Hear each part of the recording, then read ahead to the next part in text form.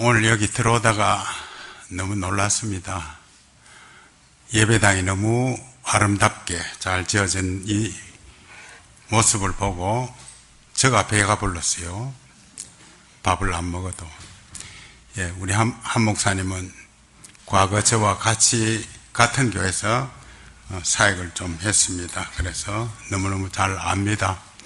너무 순수하고 오늘 21세기를 살아가는 이 시대에 목사님이 너무 순수하다 할 정도로 착한 목사님입니다.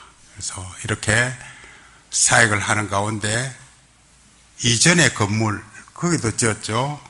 또 이쪽에 이전해서 또 여기 좋은 예배당을 지었는데 오늘 찬양대에서 뭐라고 했습니까? 하나님의 은혜라는 나의 나된 것.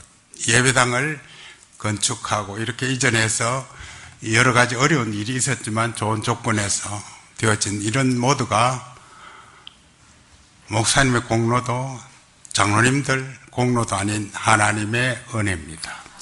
물론 목사님 수고하고 장로님들 우리 교우들 고생했지만은 결과적으로 하나님의 은혜입니다. 하나님의 은혜가 있는 한 이 교회는 하나님의 축복 속에서 떠나지 않을 것입니다. 그래서 오늘 제가 너무 잘 아는 요한복음 3장 16절 우리 아이들도 암송할 수 있겠죠? 우리 아이들 오늘 찬양한 아이들 우리 한번 할까요? 시작. 요한복음 3장 16절 말씀 하나님이 세상을 주셨으니 이는 그를 믿는 자마다 멸망하지 않고 영생을 얻게 하려 하심이라. 우리 모두 시작.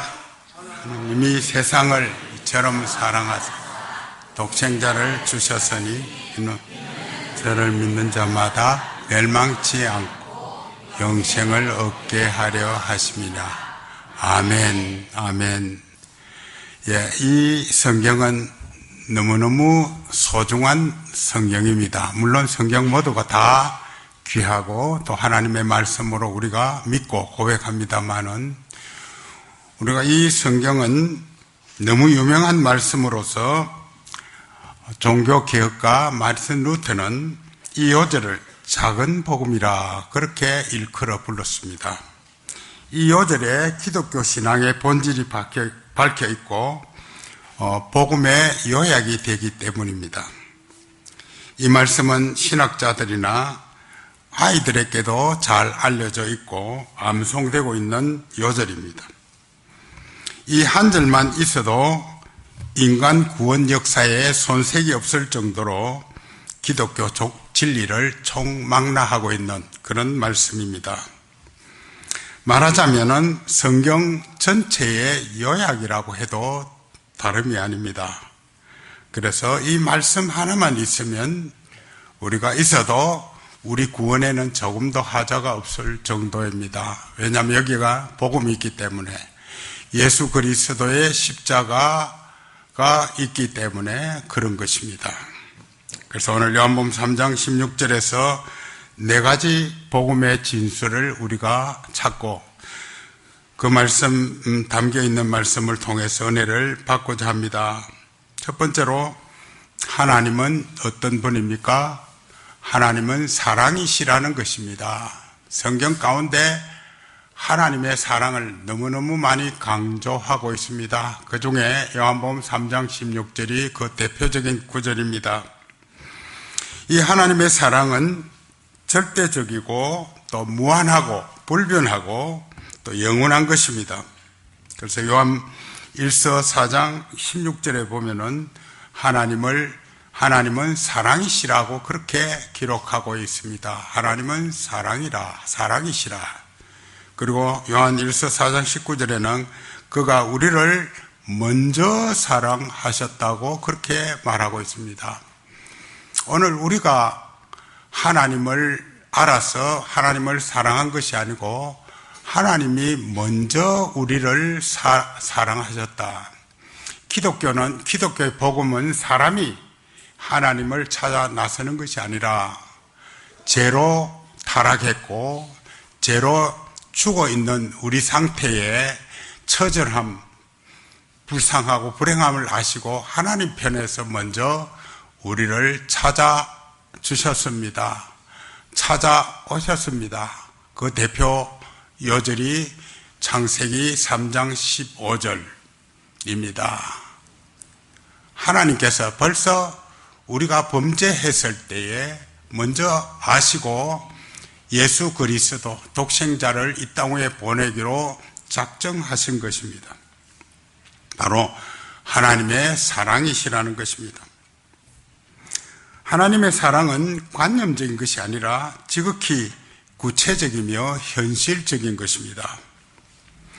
그것은 바로 하나님께서 독생자 예수 그리스도를 이 땅에 보내셨기 때문입니다.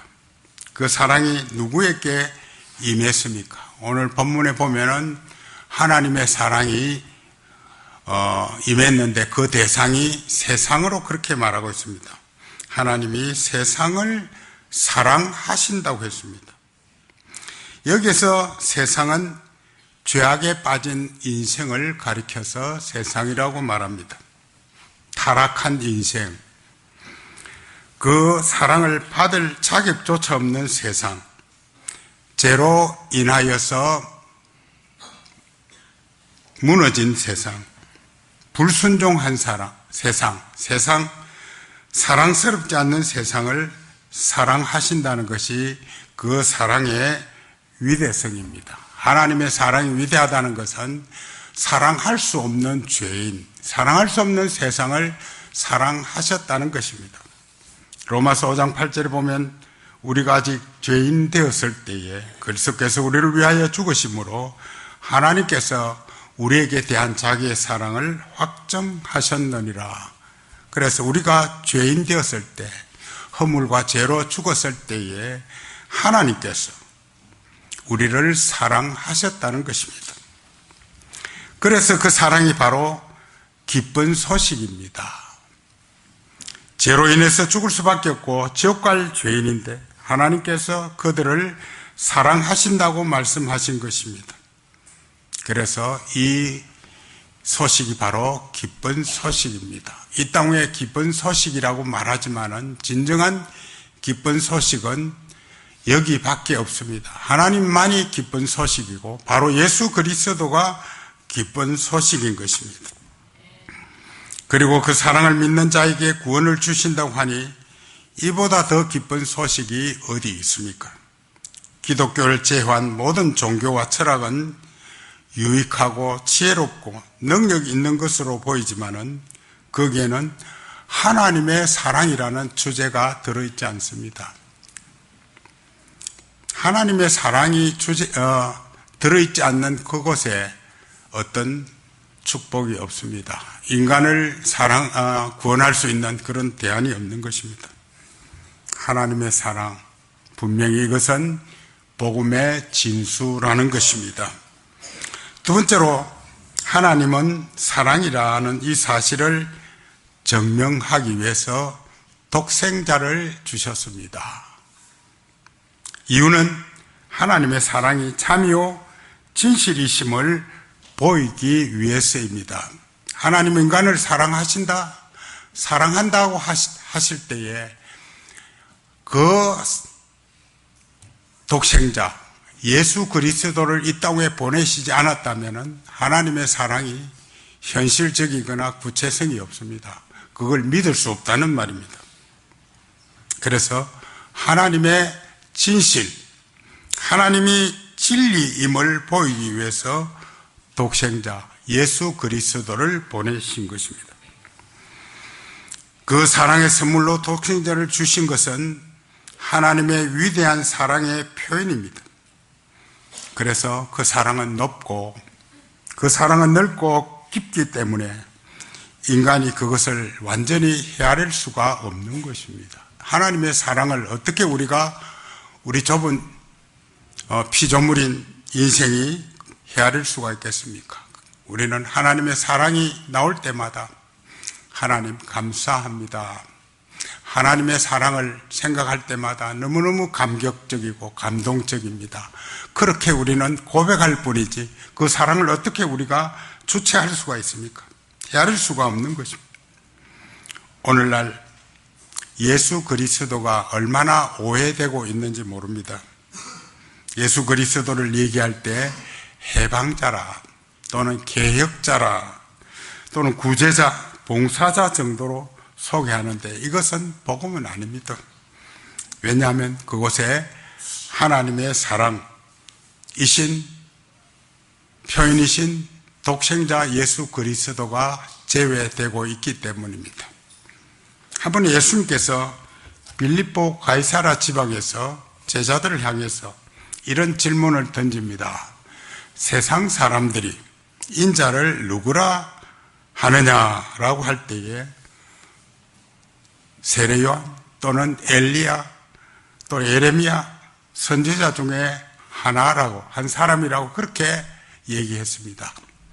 세상 사람들이 보는 시각에서 예수 그리스도가 인자가 이렇게 사람이라는 것입니다. 세례 요한 또는 선지자 이런 세상 사람들은 예수 그리스도에 대해서 성인군자 이렇게 보죠. 오늘 세상의 사람들은 예수를 볼 때에 공자, 석가, 마호멧 이런 사람과 별 다를 바 없는 4대 성인 중에 한 사람으로 그렇게 이해합니다. 우리 신자 중에도 신자라고 하면서도 그 범주에서 벗어나지 않고 예수 그리스도가 성인 중에 한 사람 그렇게 얘기한다면 그 사람은 예수 그리스도를 모르고 있는 사람, 믿고 있지 않는 사람이라 할 수가 있습니다. 그렇다면 너희는 제자들은 나를 누구라 하느냐? 제자들에게서 그 답변을 예수님이 묻고 있습니다. 그럴 때 제자의 대표격인 시몬 베드로가 어떻게 고백합니까? 주는, 다 같이 할까요? 주는 그리스도시요 살아계신 하나님의 아들이시다. 아멘. 주는 그리스도, 살아계신 하나님의 아들. 이 고백이 없이는 우리가 하나님의 자녀의 자격이 없습니다. 구원받은 백성의 자리에 있다고 말할 수가 없는 것입니다. 예수 그리스도는 분명히 하나님의 아들이요 우리의 구세주입니다. 우리의 구원자이십니다. 하나님이 보내시는 예수 그리스도는 분명히 사랑의 계시자입니다. 하나님이 세상을 이처럼 사랑하사 독생자를 주셨으니 하나님의 계시자로서의 예수님이십니다. 하나님께 가장 소중한 것은 독생자입니다. 하나뿐인 독생자 예수 그리스도, 이 예수 그리스도 독생자를 아낌없이 주신 것입니다. 이유는 사랑함으로 죄인을 구원하기 위해서 독생자를 주셨습니다. 피 흘림이 없이는 사함이 없다는 말씀대로 예수 그리스도를 통해서 십자가에서 피 흘리게 해서 인간 구원을 완수하시기 위해서 우리 예수님을 보내신 것입니다. 로마서 8장 32절에도 보면은 자기 아들을 아끼지 아니하시고 우리 모든 사람을 위해 내어주신 이가 그 아들과 함께 모든 것을 우리에게 주시지 않겠느냐라고 했습니다. 예수님은 이 땅에 오셔서 항상 죄인 중에 죄인들만 찾으신다는 것을 우리는 복음서에서 잘 발견할 수가 있습니다. 예수님을 가리켜서 뭐라고 했습니까? 예수님은 죄인의 친구라고 했습니다. 그러니까 예수님 당시에 세리라든지 또는 세리마태 또는 삭개오 또는 수가성 여인이라든지 이런 사람들은 그 시대에 죄인 중에 죄인입니다.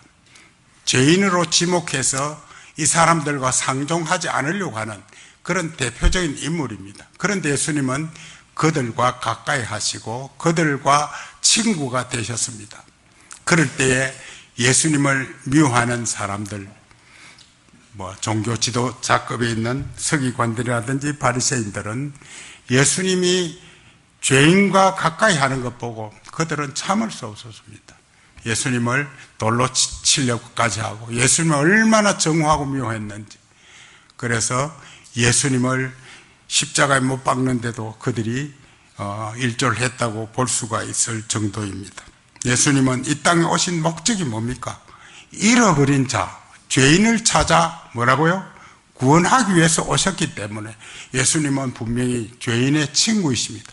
만일에 예수님이 죄인의 친구가 되지 않고 죄인을 찾아오시지 않았다면 우리의 구원은 다 물거품 되고 말입니다. 우리가 오늘 예수 믿고 하나님의 자녀가 되고 구원을 얻게 되어진 것은 바로 예수 그리스도를 통한 구원을 우리에게 이루어진 겁니다. 예수님이 죄인을 찾아주셨기 때문에, 예수님이 죄인을 구원하기 위해서 이 땅에 오셨기 때문에, 아니 십자가를 져주셨기 때문에 오늘 나의 존재가 이렇게 하나님의 자녀의 자리에 세워진 것입니다. 그래서 나의 나된 것, 하나님의 은혜라는 이 사실을 우리는 기도할 때마다, 우리가 입을 열 때마다 고백하지 않을 수가 없습니다. 사도 바울의 고백처럼 저는 이 고백을 되게 좋아합니다. 이 고백을 할 때마다 눈시울이 뜨거워지는 그런 감동을 가집니다. 나의 나된 것, 볼품없는 내가 하나님의 자녀가 됐다는 것, 자다가도 일어나서 찬송할 일이고 걸어가다가도 하나님 앞에 감사할 일입니다. 얼마나 귀한 겁니까? 나의 나된 것, 내가 지옥 가고 내가 죄 때문에 망할 것인데 내가 하나님의 자녀된 까닭에 영원한 천국을 우리가 얻게 되어진 것입니다.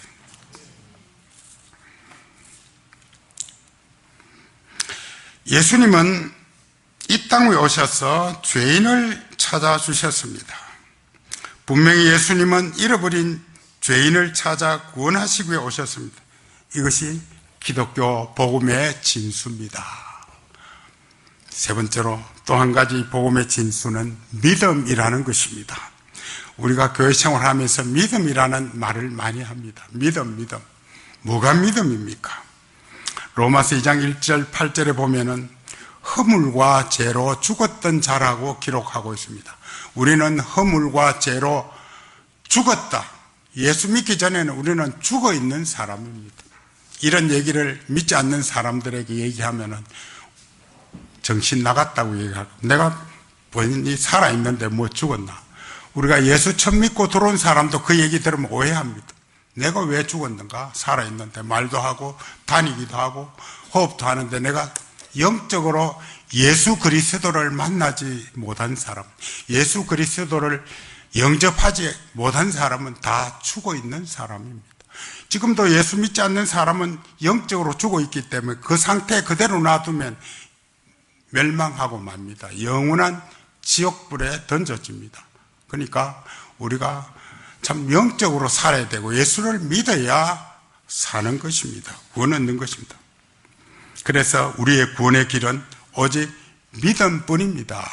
믿음만이 우리에게 구원입니다. 율법주의처럼 행함도 아니고 불교도처럼 명상도 아니며 과학도처럼 탐구도 아니며 도덕주의자처럼 수양도 아닙니다.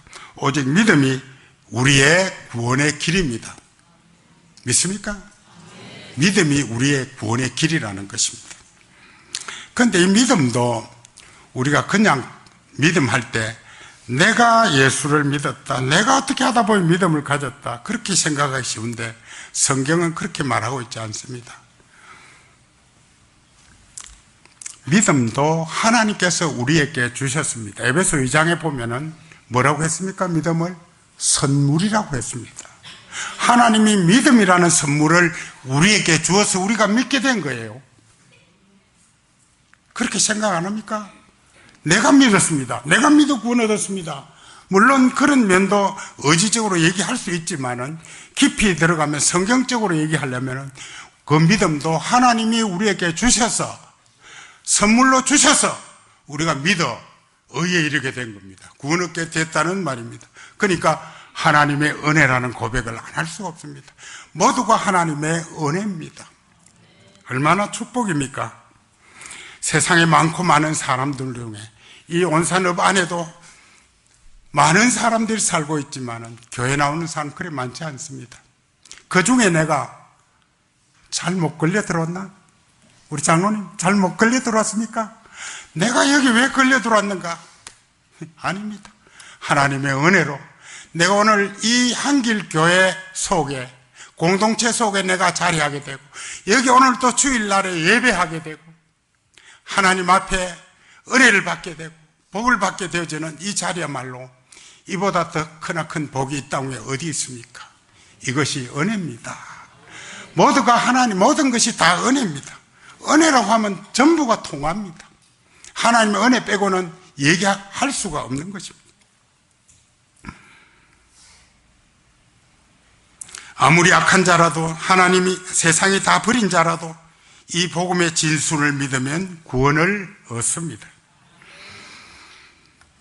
예수님 십자가상의 한평강도 생사의 기로에서, 아주 절박한 상황 속에서, 십자가에서 죽어가는 그 상황 속에서 이렇게 고백합니다. 예수여, 당신의 나라에 임하실 때 나를 기억하소서. 당신의 나라에 임하실 때 나를 기억해 달라고 하는, 이 사람도 믿음의 은혜를 받은 것 같아요. 그 찰나적이고 순간적인 그 상황 속에서 예수 그리스도께 이런 고백, 당신의 나라에 임하실 때 나를 기억해 주소서. 그때 예수님의 대답이 어땠습니까? 네가 나와 함께 뭐라고 했습니까? 낙원에 있으리라. 다 같이 시작. 낙원에 있으리라. 이 뭡니까? 예수님이 하신 선포입니다. 이 땅에 이런 선포를 할 사람 아무도 없습니다. 공자도 못합니다. 석가모니도 이 세상 가장 위대하다고 한 사람도 이 선포 못합니다. 예수님만, 우리의 구세주신, 오직 우리에게 구원을 주시는 예수님만이 이런 고백을 할 수, 이런 선포를 할 수 있는 겁니다. 내가 너와 함께 있으리라. 너를 구원하리라. 너를 천국에 인도하리라. 오늘 우리가 예수 믿음으로 예수님 우리에게 그런 선포를 했습니다. 네가 나와 함께 낙원에 있으리라. 네가 나와 함께 낙원에 있으리라. 오늘 우리를 향해서 이런 선포를 합니다. 얼마나 우리 복받은 자입니까? 주님은 지금도 우리를 구원의 백성으로 인정합니다. 왜? 예수 그리스도를 믿기 때문에, 하나님 주신 은혜로 믿음을 가졌기 때문에 우리는 지금 이 세상 떠난다고 해도 우리는 두려워하거나 불행하다고 여기지 않습니다. 왜? 천국 가기 때문에. 저도 은퇴해서 지금 나이가 조금 됩니다. 어르신들 비하면 좀 약하지만 저 75세 곧 될 건데, 가만히 생각해 보면 좀 살아온 그런 추억들이 많습니다. 하나님의 은혜가 아니면은 얘기할 거리가 없습니다. 지금까지 살아온 것이, 지금까지 목회 사역을 한 25년 한 교회에서 사역하고 한 30몇 년 동안 했는데 참 고비고비들이 많았죠. 신학도 좀 늦게 했습니다. 여러 가지 과정을 생각해 보면 그런 어려운 과정들이 많았음에도 불구하고 결과적으로 성경은 이렇게 말합니다. 모든 것이 합력하여 뭐겠습니까? 유익하여 하리라. 모든 것이 합력해서 하나님께서 선하게 이루십니다. 합력해서 어려운 고비고비를 지나왔지만 결과적으로 하나님이 잘 되게 하신다. 어디서 잘 됩니까? 이 땅에서가 아니면 천국에서 우리를 잘 되게 하는 과정에, 그 자리에 세워주실 것입니다. 요한복음 1장 12절에 보면 영접하는 자 곧 그 이름을 믿는 자에게 하나님의 자녀가 되는 권세를 주셨다고 했고, 사도행전 16장 31절 같이 시작. 주 예수를 믿어라. 그리하면 너와 내 집이 구원을, 하여튼 믿으면 구원입니다. 오직 믿음이 바로 구원입니다. 단지 예수 그리스도 믿으면 살고 구원을 얻습니다. 아주 단순하고 간단 명료한 복음 진리입니다. 타 종교에서 인간이 신을 찾아가지만 우리 기독교는 하나님이 찾아오셔서 우리를 구원케 했습니다. 이 세상에 이보다 더 기쁜 소식이 어디 있습니까? 이 세상에 아무리 찾아봐도, 눈 닦고 봐도 이보다 더 기쁜 소식은 없습니다. 생명을 살리는, 생명을 구원하는 이런 복음이 없습니다. 율법을 지키는 문제가 아닙니다. 도덕적이고 윤리적인 문제가 아닙니다. 예수 그리스도를 믿으면 구원 얻습니다. 오늘날 사람들이 왜 구원을 받지 못합니까? 선행을 하지 않아서가 아니라 율법적이고 도덕적인 윤리적인 인간이 못돼서가 아닙니다. 예수 그리스도를 믿지 아니하기 때문입니다. 이 세상에 가장 불쌍하고 비참하고 불행한 사람이 누굽니까? 이 세상에 누가 불쌍한 사람입니까? 성경 오늘 말씀 들어보면 대략 짐작가죠. 누가 불쌍합니까? 이 줄에 오늘 지자 누가 불쌍합니까? 예? 예수 안 믿는 사람이지. 하나님 자녀 되지 못한 사람이 불쌍한 사람입니다. 요즘 난민 문제로 유럽에서는 굉장히 골치를 앓고 있습니다. 아프리카, 아랍권의 중동 지역에 있는 사람들이 지금 그 나라가 그들을 보호를 못합니다. 나라가 국민을 보호해야 되는데 나라가 약하니까 난민들이 이제 그 나라에서 살 수가 없는 겁니다. 늘 테러가 일어나고 폭격이 일어나고 하니까 살 근거지를 잃고 지금 방황하고 어디로 가야 살겠나 해서 저 유럽 쪽으로, 구라파 쪽으로 굉장히 많이 갑니다. 그래서 뭐 그 수를 얘기하는 탈출 행렬이 이어지는데 뭐 하루에 8,000명 이상씩 그렇게 몰려갑니다. 유럽에서도 지금 골칫거리가 되어 있습니다. 이들을 어떻게 먹이고 입히고 어떻게 먹이겠습니까? 그 수도 한두 사람이 아니에요. 수천 명, 수만 명인데. 그래서 그 나라에서 못 들어오게 막는 데도 있고, 이건 인도적이 아니라고 해서 또 열어주기도 하고, 뭐 여러 가지 그도 이제 얼박이 일어나고 있습니다만은,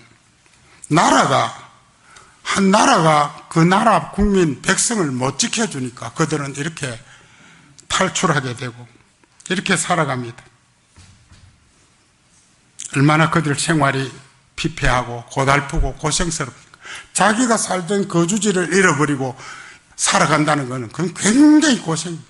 뭐 여기 나이 든 분들은 좀 아시겠습니다. 우리가 유교를 치르게 될 때에 얼마나 고생스럽고 고달팠습니까?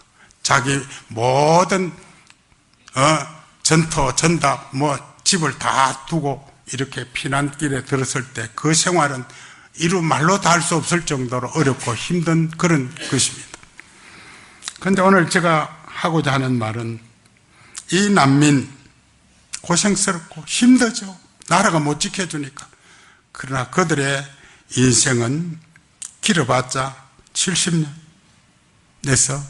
100년 안에 끝이 납니다.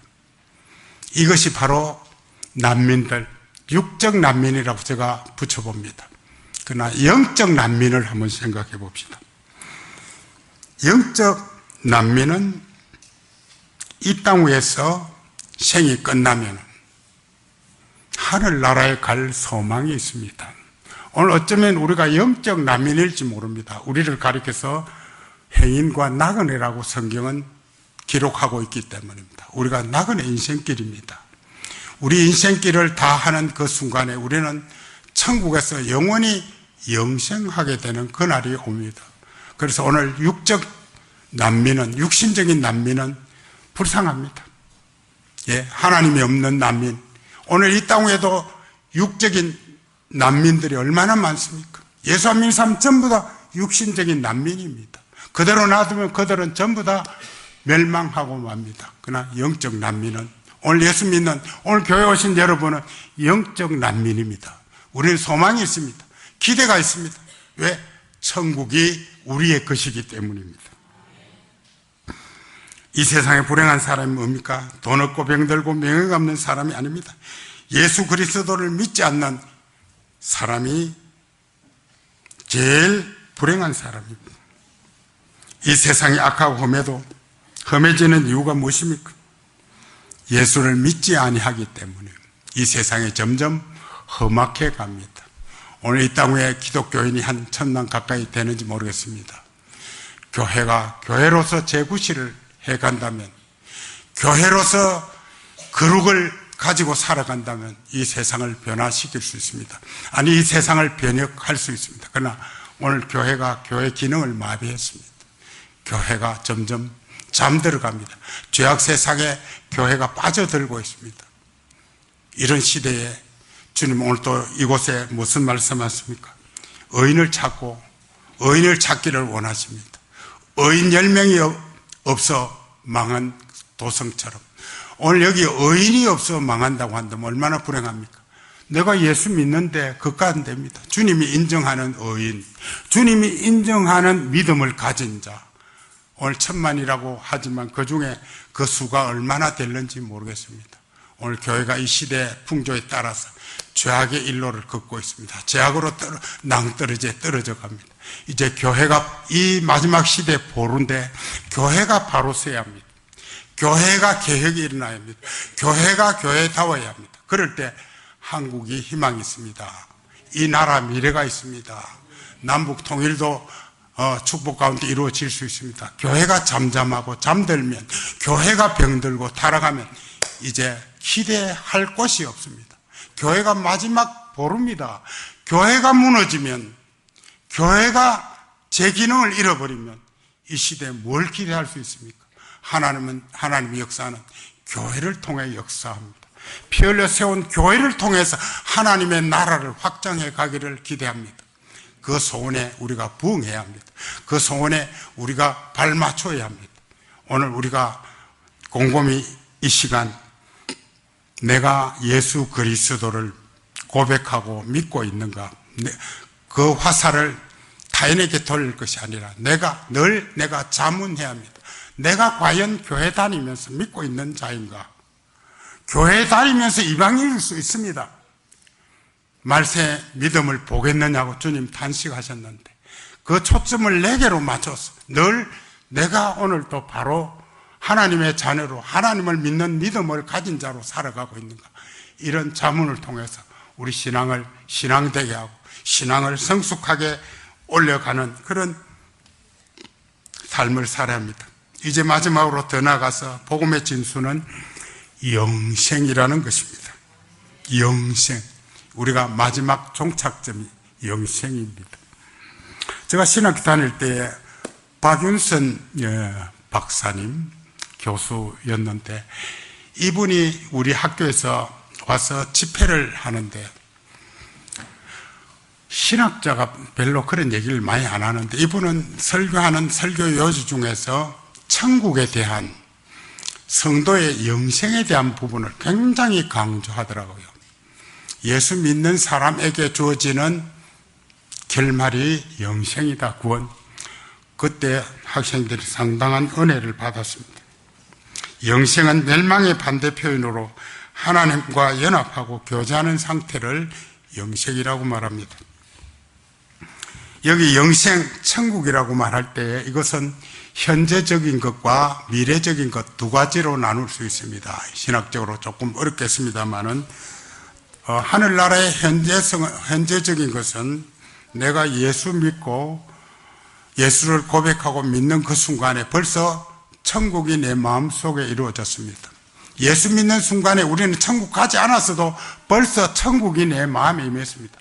그러니까 벌써 천국 가게 되어집니다. 우리가 천국이 미래형이 아니고 현재형입니다. 예수 믿는 그 순간에 내가 구원 얻고 하나님의 자녀가 되고 천국 백성, 천국 시민이 되었으면 시민권을 얻은 자입니다. 그래서 성경에 보면은 예수 그리스도 믿을 때 이미 영생을 얻었고 심판에 이르지 않고 사망에서 생명으로 옮겼다고 요한복음 3장 36절에 기록합니다. 그리고 천국의 미래성에 대해서는 이제 우리가 미래의 천국에 들어가서 영원히 영생하게 됩니다. 이미 우리가 예수 믿어 천국을 얻었지만은 이제는 우리가 누릴 수 있는 곳은 영원히 천국 가서 영생하게 되는 그때 이루어지는 겁니다. 예수 믿는 것이 어떻습니까? 한번 물어봅시다. 예수 믿는 게 어때요? 좀 따분하죠? 주일날 제가 교회 섬길 때 보면 어떤 청년이 복음 받고 들어와가지고 여청년인데 목사님 주일날 6일 동안에 열심히 직장 세우라고 잘 이렇게 힘써 일했는데 주일날 좀 쉬는 날 친구도 만나고 조금 더 깊이 가면 애인도 만나고 이렇게 밖에 나가야 되는데 교회 오니까 너무 따분합니다. 교회 앉아가지고 1시간 동안 예배도 너무 따분하다. 지금 믿음 안 들어가면 따분하죠. 여기 따분한 분 없어요? 예? 청년들 따분하죠.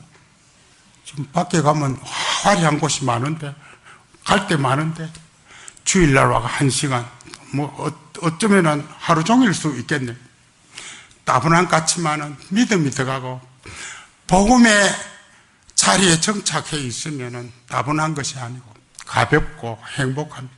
주일이 얽매이는 사슬이 아닙니다. 오늘 이 부분에서 우리가 자유해야 됩니다. 주일날 얽어맨다 사슬로 생각하지 마십시오. 주일날은 해방의 날입니다. 예수님이 부활하신 날입니다. 주일날은 해방된 날입니다. 표정이 밝아야 됩니다. 주일날에는 내가 예배드리러 간다, 하나님을 만나러 간다, 얼마나 기대가 부푸는 순간입니까? 좋은 날입니다. 얽어맨다 사슬 아니에요. 주일날은 행복의 날입니다. 주일날 기뻐해야 됩니다. 감사해야 됩니다. 참 이 축제의 날, 주일날 하나님께 나가 예배한다. 우리가 하나님께 예배 안 하면 다른 곳에 빼앗깁니다. 다른 곳에 예배합니다. 예배한다는 표현 좀 이상합니다. 세상을 섬깁니다. 마귀의 조종에 따라 살아간다는 말입니다. 그렇게 되면 결과적으로 우리는 마귀의 쇠사슬에, 우리가 하나님께 매여 있지 아니하면은 별 수 없이 바깥에 나가면 바깥에 매입니다. 마귀는 거기서 우리에게 쇠사슬로 완전히 속박해버립니다. 그러다 우리를 지옥에 던져버리고 만다는 말입니다. 오늘 우리는 어쩌면 어느 곳에 매여야 합니다. 자유로 할 때에 우리가 어디 안에 자유입니까? 저는 그렇게 말합니다. 진리를 알지니, 시작, 진리를 알지니 진리가 너희를 자유케 하리라. 좋잖아요.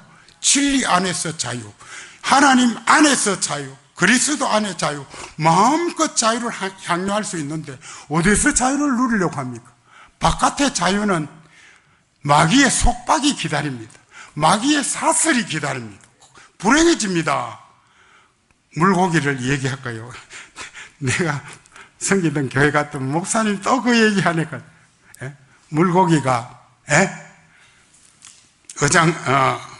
물 속에서 바깥에 보니까 거대한 사람들이 지나가고 막 이상한 물체가 보이는데, 나도 밖에 가고 싶다 해가 고기가 힘을 다해가 펄떡 뛰어가지고 밖에 나왔어요. 행복하죠? 좋네. 아닙니다. 그 순간에 고기는 죽습니다. 고기는 어디서 살아야 됩니까? 아이들. 고기는 물 속에 살아야 돼요. 거기서 자유입니다. 오늘 진리 안에서, 예수 안에서 자유 마음껏 누릴 수 있습니다. 그런데 그보다 더 나은 세상이 보입니다. 이게 더 낫겠다. 이 세상이 더 낫게 보입니다. 화려한 것 같고 좋은 것 같아도 그 들어가 보면 우리를 얽어맵니다. 결국은 교회도 떠나게 되고 하나님도 떠나게 되고 결국 망조가 되고 만다는 겁니다. 믿음을 가진 사람은 긍정됩니다. 이해가 돼요. 믿음을 갖지 못한 사람은 그게 그럴까? 진리 안에서 자유입니다. 믿는 자에게는 영원한 영생, 생명이 약속되었습니다. 이것이 믿음의 결과인 보상입니다. 그런데 사람들은 현재 문제가 복잡하고 급한데, 살아가기가 이렇게 고달픈데 내세, 미래 얘기를 하십니까? 꿈 같은 얘기 하십니까? 지금 살기가 너무 급박한데, 먹느냐 사느냐 입에 풀칠하기도 힘드는데 뭘 미래에 대한 얘기, 뚱딴지 같은 얘기 하나 그렇게 얘기할지 모르겠습니다. 저는 아주 소중한 얘기를 하고 있습니다. 아주 축복된 메시지를 얘기하고 있습니다. 세상 사람들은 현실주의, 기회주의에 빠져 삽니다. 더욱 슬픈 일은 소위 신자들 가운데도 신앙생활, 하나님 믿는 것이 하나의 수양으로, 현세 행복을 추구하는 것으로, 내세 영생은 별로 관심하지 않습니다. 그때 가봐야 알지. 이런 나이로운 신자들이 교회 안에 얼마든지 있을 수 있습니다. 천국 가봐야 되겠어요? 가봐야 하긴 되겠어요? 벌써 성경은 천국에 대한 얘기를 너무너무 많이 하고 있습니다. 요한계시록은 천국에서 우리의 살 그 세계를 굉장히 좋은 것으로 그렇게 설명하고 있습니다. 천국 안 가봐도 우리 믿음의 눈으로 벌써 천국 간 것으로 느껴집니다. 믿어지는 겁니다. 장로님 천국 갔습니까? 어떤 사람은 꿈속에 천국 가가지고 막 베드로도 만나고 바울도 만나고 천국을 휘저 다니는데 자기가 본 천국이라 해가 간정 테이프를 만들어가지고 막 파면 여전도사인데 어떻습니까? 굉장히 그거 안 좋은 겁니다. 사람이 천국 갔다 온 그것을 설명하고 다닌다는 것은 굉장히 무리한 일입니다. 꿈을 얘기하고 천국 갔다 온 것 가지고 한때 저희 교회도 어떤 지금 장로님 때인데 집사님이 목사님 좋은 테이프 있는데 이거 교인들 오늘 예배 마쳐 좀 보여주면 안 되겠습니까? 제가 검증을 안 했어요. 안 했더니 지금 얘기한 그대로 여전도서가 내가 천국에서 만난 사람, 내가 천국 갔다 온 그 간증 내용입니다. 조금 터는데 아이고야 이거 너무 황당한 얘기가 너무 많이 나온 겁니다. 그래서 제가 바로 끄도록 해서 그런데 교인들 중에 지금 장로된 분들 목사님 되게 좋은데 왜 그럽니까? 이거 교인들 반하면 아주 막 교인들 다 버릴 것 같아요. 아주 썬 뿌리를 먹이는 것 같아요. 예. 교인들 그거 되게 좋아한다고요. 간정도 순수한 간정이 돼야지 간정도 완전히 따듬어 가지고 요즘 탤런트들 간정 많이 하는데 조금 제고할 문제가 있어요. 교회가 간정으로 판을 치면 안 됩니다. 하나님의 말씀이 강단에서 약해지면 그런 잡다한 걸 많이 세워가지고 하는데 아무 그걸 안 하죠. 이상한 사람 세워가지고 은혜 받았다는 사람 천국 갔다 왔다니 꿈에 예수님 만났다니 이상한 소리 이런 데 세워가지고 목사님 뒷전에서 웃고 있는 안 돼요 목사님. 그래 목사님 말씀에 충실하고 말씀을 바로 전하면 교인들 은혜 받지 이상한 간정 그런 거 이상한 거 세워가지고 요즘 하나님 말씀에 선포의 강단이 이상한 자리 요즘에 교회 안에 얼마나 이벤트가 많이 들어와가지고 저는 옛날 보수적인 사람이라서 그런 거 몰라도 눈에 안 들어오는 부분 많아요. 오늘 내가 여기 와 좀 이상한 소리 했는지 모르겠습니다. 예수 그리스도의 복음, 예수 그리스도가 제자리에 우리가 모시지 않고 다른 것 아무리 해봤자 은혜 받고 감동받다 하지만 그건 오래 안 갑니다. 금방 하나님의 말씀의 역사가 있어야 우리가 감동이 되고 은혜가 지속되는 겁니다. 성도 여러분, 말씀을 했습니다. 얼마나 복음의 진수를 알고 하나님의 구원하심의 역사에 감사하고 찬송하며 살아가고 있습니까? 하나님은 분명히 사랑이십니다. 그리고 독생자 아들을 우리에게 보내주셨습니다. 그를 믿는 자에게는 영생을 얻으리라고 했습니다. 이 약속은 하나님의 말씀, 하나님의 약속이기 때문에 신실한 약속이기 때문에 추워도 변하지 않습니다. 이 약속을 믿는 자에게 미래의 천국이 우리의 것으로 이루어질 것입니다.